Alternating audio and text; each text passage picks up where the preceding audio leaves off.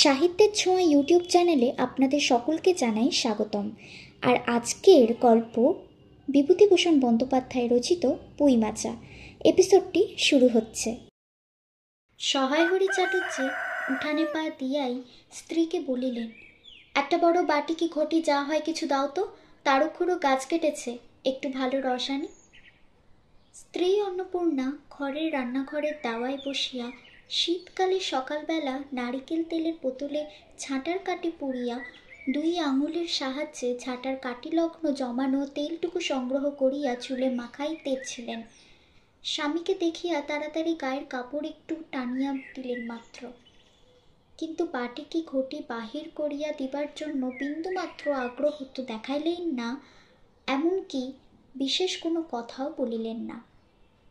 সহায় হরি অগ্রবর্তী হইয়া বলিলেন, কি হয়েছে, বসে রইলে যে, দাও না একটি ঘটি। আহা, খেন্তি টেন্তি সব কোথায় গেল এরা, তুমি তেল মেখে বুঝি ছোবে নে।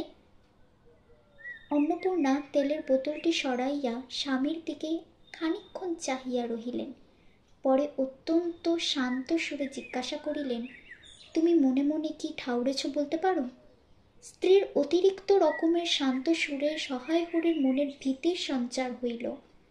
ইহা যে ঝড়ের অব্যবহিত পূর্বের আকাশের স্থির ভাব মাত্র, তাহা বুঝিয়া তিনি মরিয়া হইয়া ঝড়ের প্রতীক্ষায় রহিলেন।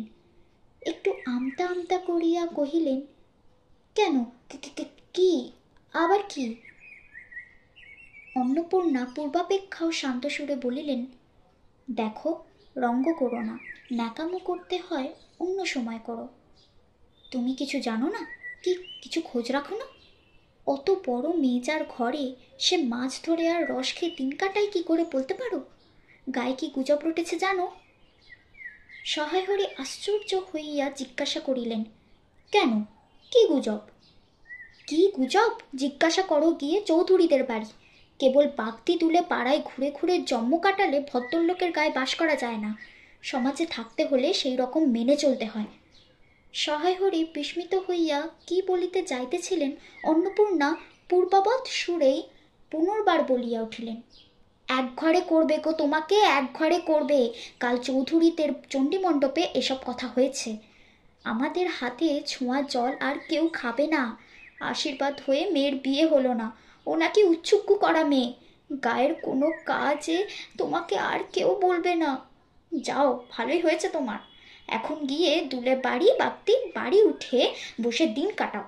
সহায় হরি তাচ্ছিল্যের ভাব প্রকাশ করিয়া বলিলেন, হে, আমি ভাবি কি না কি ব্যাপার, এক ঘরে সবাই এক ঘরে করেছেন তো, এবার বাকি আছেন কালীময় ঠাকুর। ও ঠিক আছে। অন্নপূর্ণা তেলে বেগুনে জ্বলিয়া উঠিলেন, কেন, তোমাকে এক ঘরে করতে বেশি কিছু লাগে নাকি? তুমি কি সমাজের মাথা, না একজন মাতব্বর লোক? চাল নেই, চুলো নেই, এক করার মুরদ নেই। চৌধুরীরা তোমায় এক ঘরে করবে না তো আর কাকে করবে? আর সত্যিই তো, এদিকে ধাড়ি মেয়ে হয়ে উঠল। হঠাৎ করে স্বর নামাইয়া বলিলেন, হলো যে 15 বছরের, বাইরে কমিয়ে বলে বেড়ালে কি হবে, লোকের চোখ নেই? পুনরায় গলা উঠাইয়া বলিলেন, না বিয়ে দেবার গান নাচছে, কিছু কিছু নেই। আমি কি যাবো এবার পাত্র ঠিক করতে?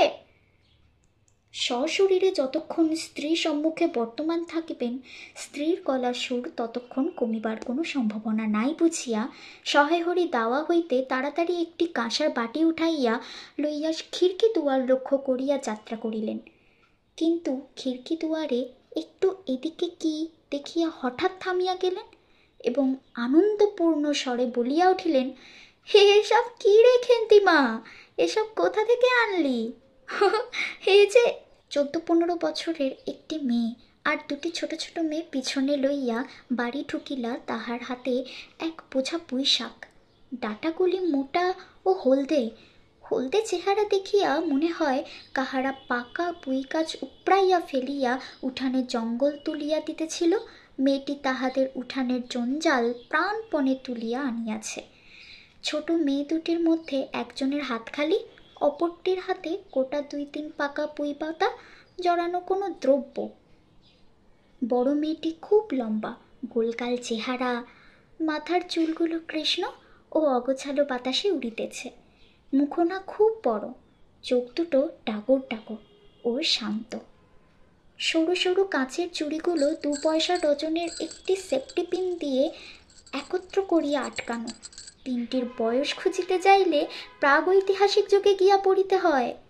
এই বড় মেয়েটির নামই বোধ হয় খেন্তি, কারণ সে তাড়াতাড়ি পিছন ফিরিয়া তাহার পশ্চাদর্তিনীর হাত হইতে পুঁই পাতা জড়ানো দ্রব্যটি লইয়া মেলিয়া ধরিয়া বলিল, চিংড়ি মাছ বাবা, গয়াপুরীর কাছ থেকে রাস্তায় নিলাম।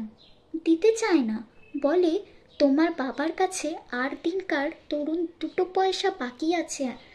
আমি বললাম, দাও গয়া পিসি, আমার বাবা কি তোমার 2 পয়সা নিয়ে পালিয়ে যাবে? আর এই পুঁই শাকগুলো ঘাটের ধারে রায় কাকা দিয়ে বললে, নিয়ে যা, কেমন মোটা মোটা।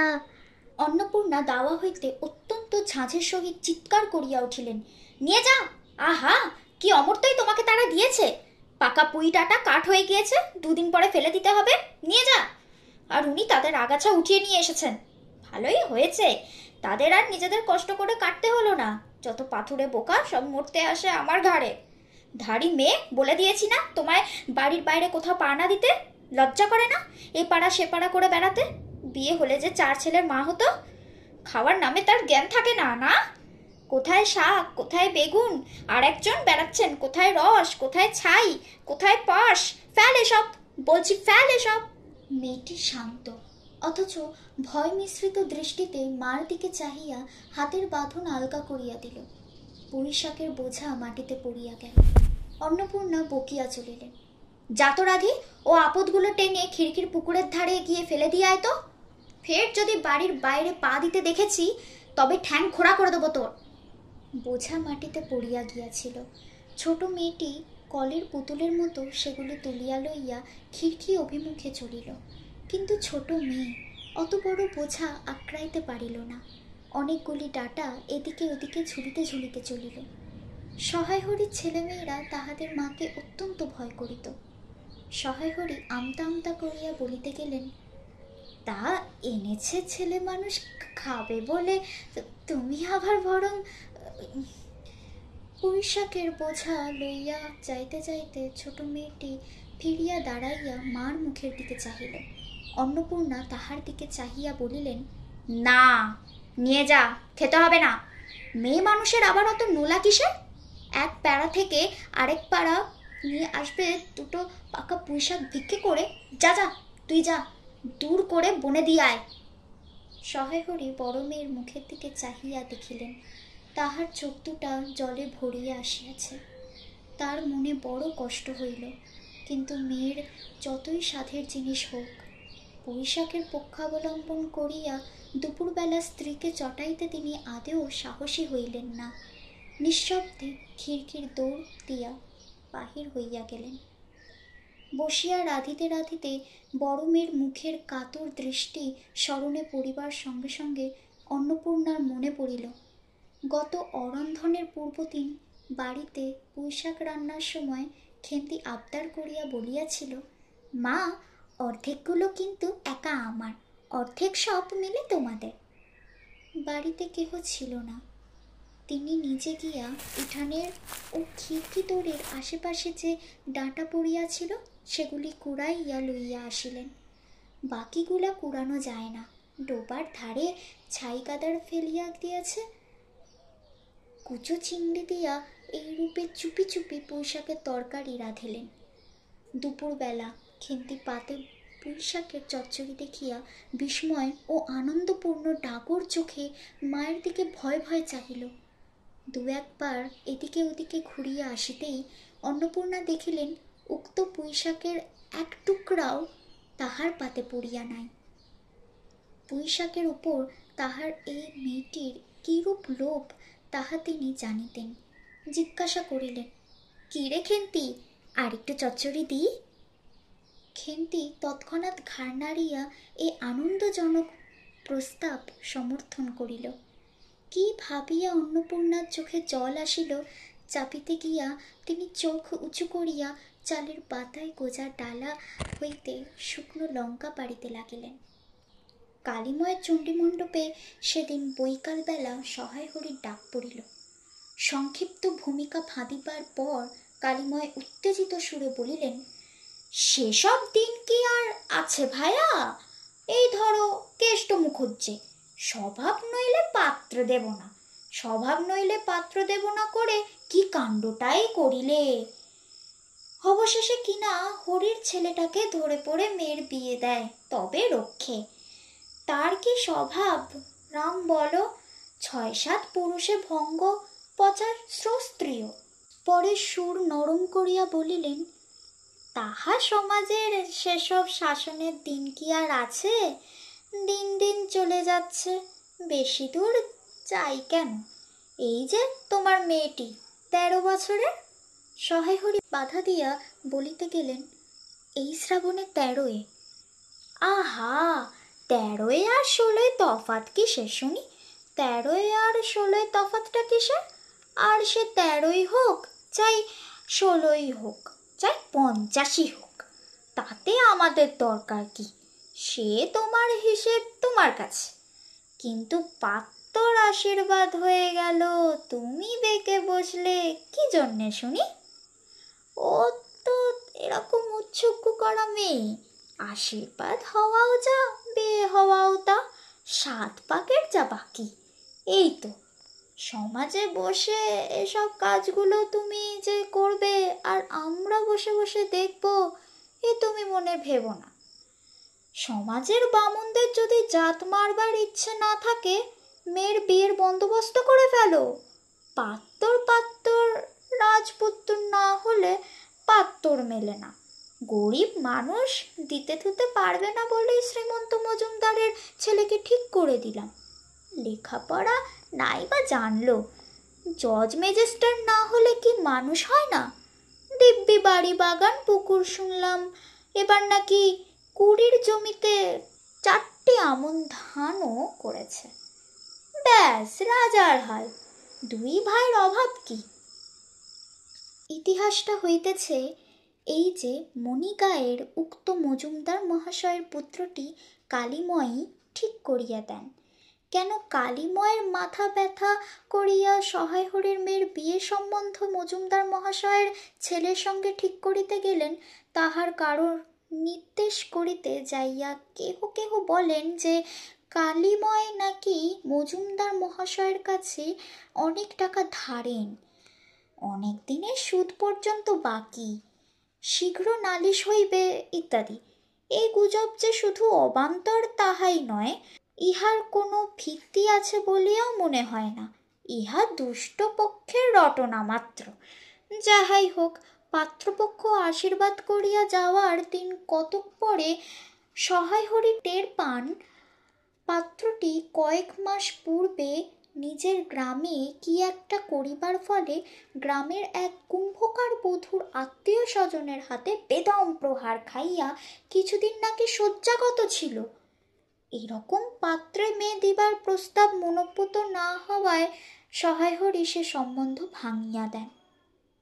দিন 2 পরের কথা, সকালে উঠিয়া সহায় হরি উঠানে বাতাবি লেবু গাছের ফাঁক দিয়া যেটুকু নিতান্ত কচি রাঙা রৌদ্র আসিয়াছিল, তাহারই আতপে বসিয়া আপন মনে তামাক টানিতেছেন।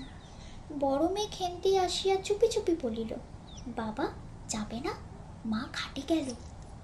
সহায় হরি একবার বাড়ির পাশের ঘাটের পথের দিকে কি জানি চাহিয়া দেখিলেন, পরে নিম্ন স্বরে বলিলেন, যা শিগগিরি শাবুলখানা নিয়ে আয় দেখি।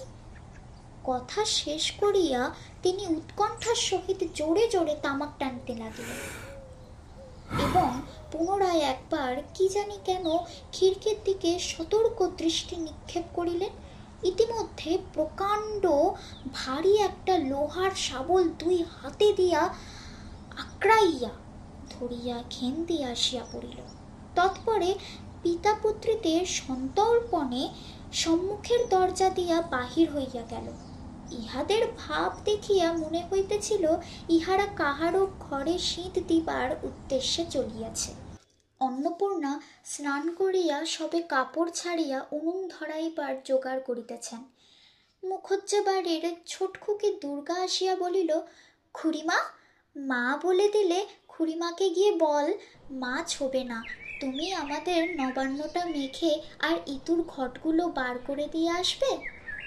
মুখুজ্জে বাড়ি ও পাড়ায় যাইবার পথের বাঁ ধারে এক জায়গায় শেওড়া, বনভাট, রামচিতা, বনচালতা গাছের ঘন বন শীতের সকালে এক প্রকার লতা পাতার ঘন গন্ধ বন হইতে বাহির হইতেছিল। একটা লেজ ঝোলা হলদে পাখি আমড়া গাছে এ ডাল হইতে ও ডালে যাইতেছে।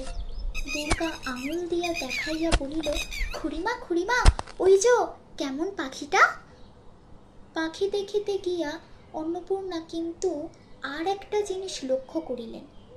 ঘন বনটার মধ্যে কোথায় এতক্ষণ খুব খুব করিয়া আওয়াজ হইতেছিল, কে যেন কি খুঁড়িতেছে। দুর্গার কথার পরেই হঠাৎ সেটা বন্ধ হইয়া গেল। অন্নপূর্ণা সেখানে খানিকক্ষণ থমকাইয়া দাঁড়াইলেন, পরে চলিতে আরম্ভ করিলেন। তাহার খানিক দূর যাইতে বনের মধ্যে পুনরায় খুব খুব শব্দ আরম্ভ হইল। কাজ করিয়া ফিরিতে অন্নপূর্ণার কিছু বিলম্ব হইল। বাড়ি ফিরিয়া দেখিলেন খেন্তি উঠানের রৌদ্রে বসিয়া তেলের বাটি সম্মুখে লইয়া খোপা খুলিতেছে। তিনি তীক্ষ্ণ দৃষ্টিতে মেয়ের দিকে চাহিয়া দেখিয়া বলিলেন, এখনো নাইতে যাসনি যে? কোথায় ছিলি এতক্ষণ? খেন্তি তাড়াতাড়ি উত্তর দিল, এই যে যাই মা, এক্ষুনি যাব আর আসবো।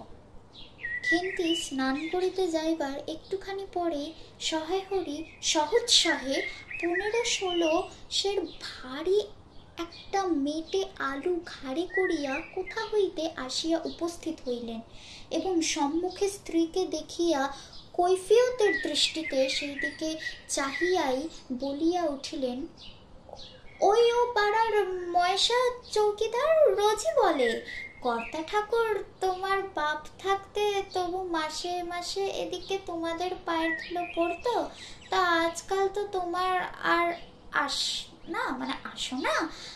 এই বেড়ার গায়ে মেটে আলু করে রেখেছি, তা দাদা ঠাকুর বরং। অন্নপূর্ণা স্থির দৃষ্টিতে স্বামীর দিকে চাহিয়া বলিলেন, বড়জোপতার বনের মধ্যে বসে খানিক আগে কি করছিলে শুনি? সহায় হরি অবাক হইয়া বলিলেন, আমি? না, আমি কখনো না, এই তো আমি।